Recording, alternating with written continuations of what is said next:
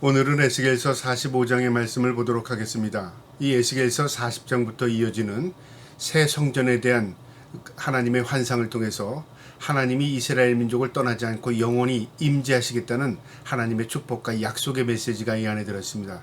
특별히 이 40장부터 이어지는 이 새 성전은 아직 이 땅에 지어지지 않은 성전이고요. 하늘나라의 모형이기도 합니다.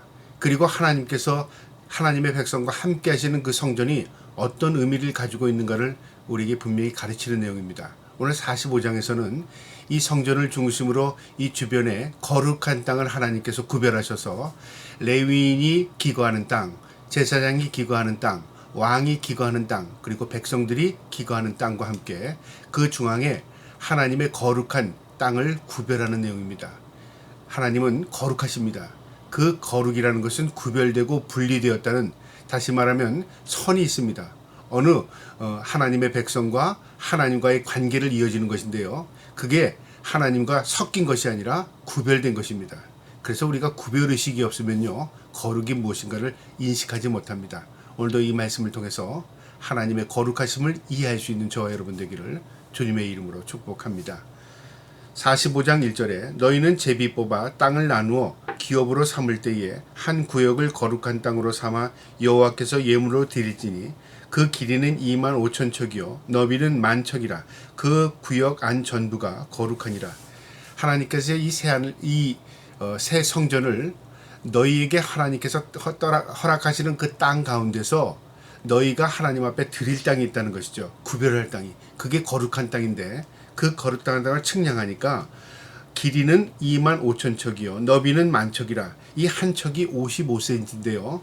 이것을 오늘날 측량법으로 측량하면 동서가 13.75kg가 되고요. 남북이 5.5kg가 됩니다.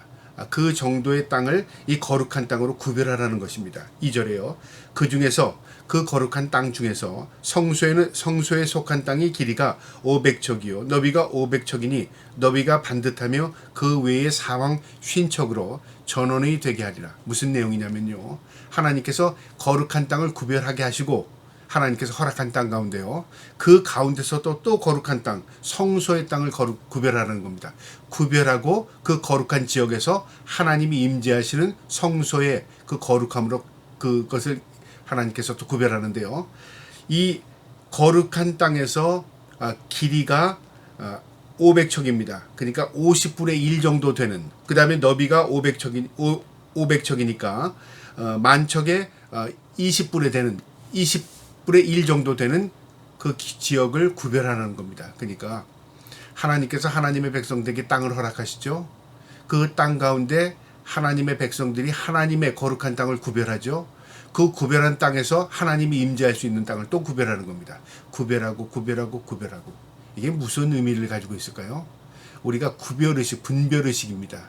하나님에 대한 의식이라는 게 바로 이런 것입니다. 내가 하나님의 사람이구나, 하나님의 백성이구나, 구별의식을 갖는 것입니다. 3절에요. 이 측량한 가운데는 길이는 2만 5천 척을 너비는 1만 척을 측량하고 그 안에 성소를 둘지니 지극히 거룩한 땅이라. 거룩한 땅 가운데서도 하나님이 임재하시는 이 성소는 지극히 거룩한 땅이라. 그걸 가르쳐 줍니다. 4절에 그곳은 성소에서 수종드는 제사장들 곧 하나님께 가까이 나가서 수종드는 자들에게 주는 거룩한 땅이니 그들이 집을 지을 땅이며 성소를 위한 거룩한 땅이라. 이 거룩한 땅은 왜 구별하게 했냐면요, 하나님을 섬기는 제사장들이 그것에 기거하는 것입니다. 그러니까 하나님을 거룩하게 모시려면 사람도 구별된 것입니다. 그리고 그들이 기거하는 땅도 구별한 것입니다. 5절에요. 또 길이는 2만 5천 척을 너비는 1만 척을 측량하여 성소에서 수종들은 레위 사람에게 돌려 그들이 거주를 삼아 마을 스물을 세우게 하며. 그러니까 이 길이와 넓이가 거룩한 땅과 똑같은 규모의 거룩한 땅을 규모를 측량해서 제사장들이 기거하고요. 또 그 땅을 거룩한 땅처럼 구별해서 레위인들이 기거하게 합니다. 그러니까 다 하나님을 중심으로 그 중앙에 성소가 있고요, 성전이 있고요. 그 다음에 또 제사장들이 기거하는 지역이 있고요. 레위인들이 기거하는 지역을 따로 놓은 겁니다. 6절에 구별한 거룩한 구역 옆에 너비는 5,000척을 길이는 25,000척을 측량하여 성읍의 기지를 삼아 이스라엘 온 족속을 돌리고, 그러니까 또 백성들이 기거하는 땅을 또 측량해서 그 백성들이 완충 지역입니다. 그러니까 제사장과 레위인, 그다음에 하나님의 거룩한 땅, 그리고 백성들이 기거하는 그 땅과 중앙에 무슨 거룩한 지역을 두어서 백성들이 오갈 수 있게 그렇게 만들었다 그 말이죠. 7절에 드린 거룩한 구역과 성읍이 기지된 땅의 좌우편, 곧 드린 거룩한 구역의 옆과 성읍의 기지 옆이라고 했어요. 땅을 왕에게 돌려 서쪽으로 향하여 서쪽 국경까지와 동쪽으로 향하여 동쪽 국경까지니 그 길이가 구역 하나로 서로 같을지니라. 무슨 얘기냐면요, 이제 거룩한 땅을 중심으로 좌우편에 이 왕들에게 줄, 왕들이 기거하는 땅을 뒀습니다. 우리 오늘날 이 역사를 보면요, 왕은 항상 그 백성들의 중앙에 이 땅을 지었습니다. 왕궁을요. 그래서 왕궁은 가장 외부의 세력으로부터 침공을 받을 때 가장 안전한 지역이었죠. 그런데 이 왕이 주는 땅은 어떤 땅이냐면요, 거룩한 땅을 중심으로 좌편 우편에 주었습니다. 이것은 무엇을 의미하냐면요, 왕도 하나님이 정해준 땅에서 있어라 그 말이죠. 그러니까 하나님이 왕들을 위에 계시다. 그리고 왕들도 그들이 권력을 가지고 있을지라도 하나님의 지시를 받는 것입니다. 하나님께 매어있는 자들이라 그 말입니다. 8절에 이 땅을 왕에게 돌려 이스라엘 가운데의 기업을 삼게 하면 나의 왕들이 다시는 내 백성을 압제하지 아니하리라. 여기에 답이 있는 겁니다. 왕들에게도 정확하게 기거할 수 있는 땅을 준 겁니다. 그러니까 백성들을 갈취하거나 착취하거나 그들을 억압하지 말라 그 말이죠. 너희에게 주신 그 권한은 하나님이 주신 것이다. 너희가 기거할 수 있는 땅은 이곳이다 그 말이죠. 자신들에게 정해진 그 땅 외에는 백성들의 땅을 갈취할 수 없었습니다. 그 나머지 땅은 이스라엘 족속에게 그 지파대로 줄지라. 그 나머지 땅은 다 백성들에게 돌렸다 그 말이죠. 9절에 주 여호와께서 이같이 말씀하셨느니라. 이스라엘의 통치자들아, 너희에게 만족하니라. 너희는 포악과 겁탈을 제거하여 버리고 정의와 공의를 행하여 내 백성에게 속여 빼앗은 것을 그칠지니라. 주 여호와의 말씀이니라. 그리고 이 통치자들 왕에게 뭐라고 말씀하시냐면요, 너희가 세상의 왕들처럼 포악과 겁탈을 제거하고 남의 걸 착취하고 빼앗는 일을 하지 말라 그 말이죠. 오직 정의와 공의로 나라를 다스려라. 이게 하나님의 법입니다. 너희는 대리자야. 하나님께서 너희를 왕 삼은 것은 하나님의 주권의 섭리 가운데 너희가 백성들을 정의와 공의로 섬겨야 해. 그리고 포악과 겁탈은 하지 마 그 말이죠. 만약에 그렇게 되면 어떻게 될까요? 왕일지라도 하나님의 심판이 있는 것입니다. 그러니까 하나님은 우리 백성들 가운데서도 질서를 잡아나가시는 겁니다. 먼저 하나님이 중앙으로, 그 다음에 제사장들과 레위인들을 세우고, 그 다음에 좌우편으로 왕들을 세워서 백성들을 섬기게 하는 것입니다. 이 하나님의 질서입니다. 그래서 오늘날 세상의 모든 역사는요, 피라미드 조직 같지만 사실은 제일 위에 하나님이 계신 겁니다. 하나님께서 임명하시고 하나님께서 세우신 겁니다. 하나님의 일꾼들이라 그 말이죠. 10절에 너희는 공정한 저울과 공평한 에바와 공정한 밭을 삼으니, 이 저울, 에바, 밭은요 바로 측량, 이 부피 단위입니다. 그러니까는 이 통치자들은, 왕은 정확하게 공의와 정의를 실천하라 그 말이죠.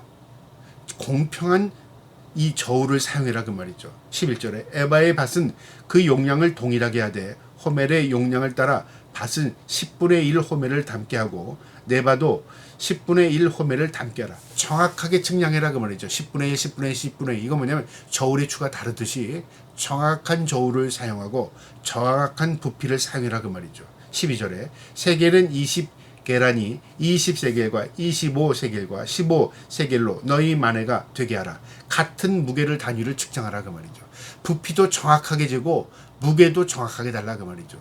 여러분, 부피가 다를 때 무게고 달라집니다. 그러나 부피가 크다고 해서 무게가 나가는 게 아니죠. 가벼운데 부피는 큰 게 있고요, 무거운데 부피는 작은 게 있을 겁니다. 그래서 공평과 정의는 겉으로 보는 것만 공평이 아니라 그 속 내용도 공평해야 되고 그 내용도 정의로워야 한다 그 말이죠. 정확하게 부피를 재고 정확하게 무게를 달라. 그것만 무엇을 의미하냐면 눈에 보이는 대로만 할 것이 아니라 속 내용도 정확해야 된다 그 말입니다. 13절에 너희가 마땅히 드릴 예물을 이러하니 밀 한 호벨에서는 6분의 1 에바를 드리고 보리 한 호벨에서는 6분의 1 에바를 드리며 하나님께 드리는 것도 이렇게 정의롭고 공의롭게 해야 된다 그 말이죠. 14절에 기름은 정한 규례대로 한 고루에서 10분의 1 밭을 드리니 기름을 밭으로 말하면 한 고루는 10밭 곧 한 호벨이요 10밭은 한 호멜이라. 또 이스라엘의 윤택한 초장이 가축 때 200마리에서는 어린 양 한 마리를 드릴 것이라. 백성을 속죄하기 위하여 이것들을 소제와 번제로 감사 제물을 삼을지니라 주 여호와의 말씀이니라. 하나님께 드리는 것도 정확해야 된다 그 말이죠. 우리가 하나님의 대리자로서 공평과 정의를 행하며 공의와 정의를 세워나갈 뿐만 아니라 하나님과 우리의 관계에서도 하나님이 왕 되심을 인정하며 하나님께 하나님의 정의롭게 공정하게 하나님께 드려져야 된다 그 말이죠. 그리고 우리가 속죄할 때도 하나님 앞에 드려지는 예물도 이 양 한 마리를 드릴 때 이 초장에 가축이 있을 때 200마리에 한 마리 정확하게 정해놨습니다. 소제와 번제와 감사 제물로 삼을지니라 주 여호와의 말씀이니라. 16절에 이 땅 모든 백성은 그 예물을 이스라엘의 군주에게 드리고 군주의 본부는 번제와 소제와 전제를 명절과 초하루와 안식일과 이스라엘 족속의 모든 정한 명절에 갖추는 것이니 이스라엘 족속을 속죄하기 위하여 이 속죄제와 소제와 번제와 감사제의 예물을 갖출지니라. 왕에게도 그 군주로서의 예물을 드리고 왕은 하나님의 대리자로서 하나님 앞에 또 예물을 드리는 겁니다. 그러니까 모두 관계 속에 있는 겁니다. 나는 왕이니까, 나는 제사장이니까, 나는 레위이니까 그게 아니라 하나님께서 백성을 통해서 드리게 하시고 하나님은 백성들을 축복하시고 왕은 또 백성들로부터 받고 또 하나님의 공의를 실천하는 겁니다. 이게 모두 관계입니다. 질서입니다. 그 질서를 세워나가는 것이 거룩입니다. 18절에요. 여호와께서 이같이 말씀하시느니라. 첫째 달 초하루 날에 흠없는 송아지 한 마리를 가져다가 성소를 정결하게 하되. 이제 매달 초하루 첫날이 되면 하나님 앞에 송아지 한 마리를 들여서 성소를 정결하게 해라. 그리고 19절에 제사장이 그 속죄 희생 제물의 피를 가져다가 성전 문설주와 제단 아래 층 네 모퉁이와 안뜰 문설주에 바를 것이며. 이제 피를 바른다는 것은 속죄의 의미죠. 바로 예수 그리스도께서 우리를 위하여 피 흘려 죽으신 것은 우리의 죄를 속량하시기 위한 하나님의 은혜였습니다. 그것이 이 하나님의 말씀에 그대로 배어 있습니다. 이 새 성전, 이것이 천국인지 아니면 이 땅에서 지어질 것인지 말씀을 통해서 우리가 조명해야 되겠지만, 분명한 것은 하나님의 계신 곳에는 백성이 다가갈 때 항상 속죄를 통해서 하나님 앞에 나가는 것입니다. 20절에요. 그달 7일에도 모든 과실범과 모르고 범죄한 자를 위하여 역시 그렇게 하여 성전을 속죄할지니라. 범죄자들, 그 다음에 또 모르고 지은 죄를 지은 자들, 이런 자들도 하나님 앞에 속죄하고 하나님 앞에 서는 것입니다. 21절에 첫째 달 열 나흘 날에는 유월절이 7일 동안 명절로 지키며 누룩 없는 떡을 먹을 것이라. 이제 하나님의 절기인 유월절, 하나님께서 우리를 구속하신 그 의미가 있는 날이죠. 그때는 누룩 없는 것, 그러니까 하나님께서 명령한 그 떡을 먹으며 하나님의 절기를 지키는 겁니다. 7일 동안에요. 22절에 그날의 왕은 자기와 이 땅 모든 백성을 위하여 송아지 한 마리를 갖추어 속죄제를 드릴 것이요. 하나님 앞에 나갈 때는 하나님의 은혜를 고백하는 것뿐만 아니라 우리의 죄를 씻고 정결한 모습으로 하나님 앞에 서는 것입니다. 이것이 거룩이라 그 말이죠. 23절에 또 명절 7일 동안은 그가 나 여호와를 위하여 번제를 준비하되 곧 이래 동안에 매일 흠없는 송아지 7마리와 순양 7마리이며 또 매일 염소 1마리를 갖추어 속죄제를 드릴 것이요. 그러니까 하나님 앞에 나갈 때는 백성들의 모든 죄를 씻음 받은 상태에서 나가는 것입니다. 예외가 없다 그 말이죠. 그러니까 우리 인간은 죄인입니다. 그러나 우리가 하나님 앞에 설 수 있는 것은요, 하나님의 은혜, 이 제사제도, 이 제물을 통해서 나가는다는 의미는요, 우리 대신에 제물이 죽은 것입니다.